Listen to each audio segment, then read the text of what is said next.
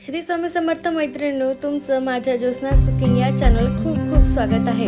आजची आपली रेसिपी आहे मस्त असा क्रीमी होणारा खोव्याचा गाजराचा शिरा।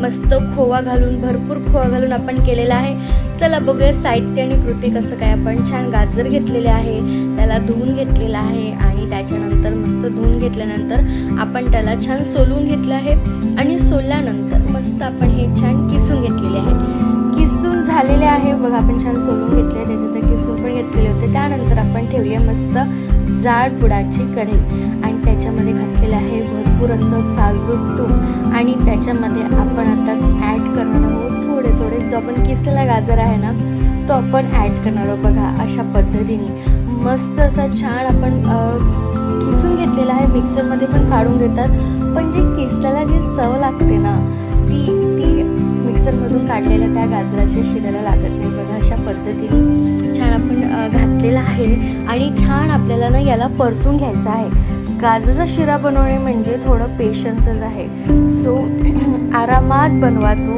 आणि घाई गडबड करू नका। आणि छान बघा अशा पद्धतीने आपल्याला व्यवस्थित आरामात कमी आचेवर त्याला शिजून घ्यायचं। बघा अशा पद्धतीने छान शिजतोय की नाही, मस्त दिसतोय ना रंग बघा तुम्ही या गाजराचा, आणि छान असा लाल लाल गाजर दिसतो आहे। आणि त्याच्यानंतर बघा आपल्याला ना जसं आपण आधी गाजर घातले त्याच्यानंतर थोड्या वेळाने 5-10 मिनिटांनी पूर्ण एकसोबत येत नाही, थोडे ते नरम झाले तूप आणि गरम वाफेने ते तूप कमी झाले की आपण मग पूर्ण गाजर घालतो।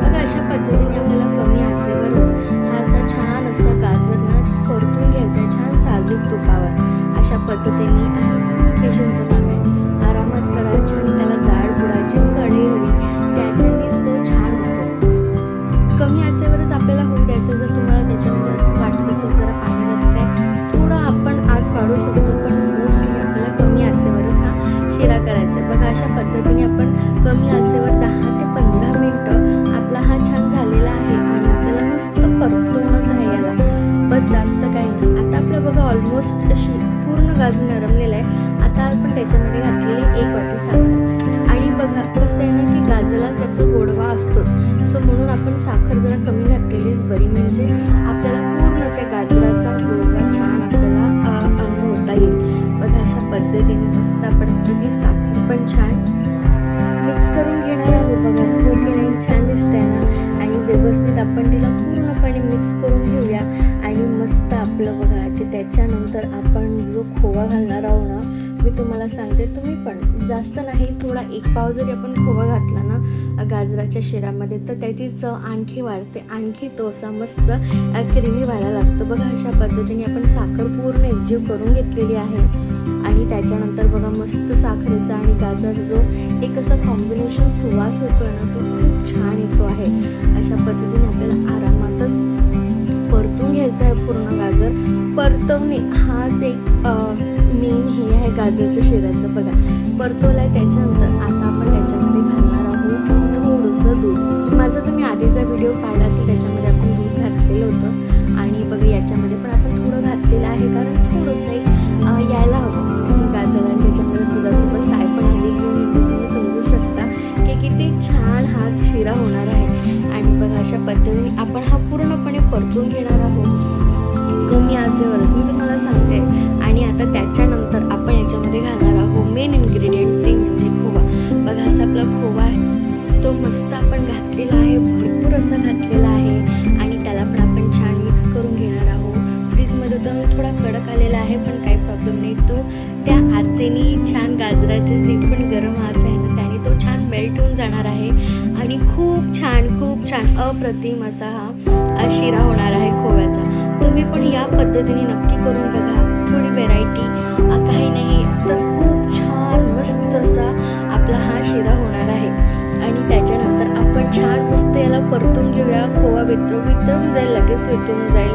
आणि त्याच्यानंतर आपण थोडीशी त्याच्यामध्ये फ्लेवर येण्यासाठी वेलची पूड घालूया किंवा वेलचीचे दाणे घातले तरी चालतात। आणि त्याच्यानंतर शेवटी आपण त्याच्यामध्ये ड्रायफ्रूट घालूया, ड्रायफ्रूट लागले तर आपण ते तुपातून काढून पण घालू शकतो किंवा असे घालू। बघा तुम्ही बघू शकता खोवा किती छान एकजीव झालेला आहे त्या शिऱ्यासोबत, आणि आपण तसेच वेलची पूड घातलेली आहे आणि बघा मस्त असा क्रीमी टेक्स्चर आलेलाच आहे शिऱ्याला, हो की नाही।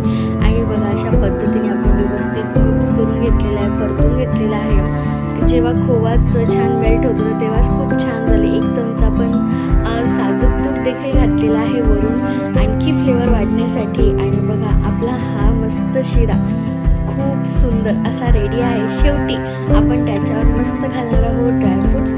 मागच्या व्हिडिओमध्ये छान आपण तुपातून काढून घेतले होते ड्रायफ्रूट्स आणि ते घातलेले होते. आपण आता असे साधेच घातले चालतं, कसंही झालं घातलं तरी. बघा अशा पद्धतीने आपण ते पण छान मिक्स करूया, म्हणजे प्रत्येकाच्या दाताखाली एक तरी ड्रायफ्रूट्स येणारच, सुकामेवा येणारच. बघा आता आपला असा हा शिरा मस्त रेडी आहे. आणि आता आपण याला मस्त असं सर्व करून घेणार आहोत. छान 2 वाट्या घेतलेल्या आहे मी आणि मस्त असा शिरा झालेला होता. आणि आपली कढई बघा तुम्हाला दिसत असेल ती आहे आणि मस्त छान असा सर्व करून घेतलेला होता खोव्याचा गाजराचा शिरा. खूप छान झालेला होता. तुम्ही पण ही रेसिपी अशा पद्धतीने नक्की करून बघा. आणि खूप खूप मस्त झालेला होता. क्रीमी टेक्स्चर आलेला होता आणि जसं खूप असं अप्रतिम अशी चव झालेली होती. आणि क्रीमीनेस तर विचारूच नका, खूप छान. आपण त्याच्यात तूप घातलेलं आहे, खोवा घातलेलं आहे, दूध घातलेलं आहे आणि त्याच्यामध्ये सुकामेवा पण घातलेला आहे. बघा अशा पद्धतीने आपला हा खोव्याचा गाजराचा शिरा रेडी आहे. तुम्ही पण या पद्धतीने रेसिपी करून बघा. व्हिडिओ आवडला तर नक्की लाईक करा आणि चॅनलला सबस्क्राईब करायला विसरू नका. काही पण असेल तर कमेंट करा आणि नक्की सांगा. मस्त दिसतंय ना? चला या खायला. चला या व्हिडिओचं इथेच करते आता. श्री स्वामी समर्थ.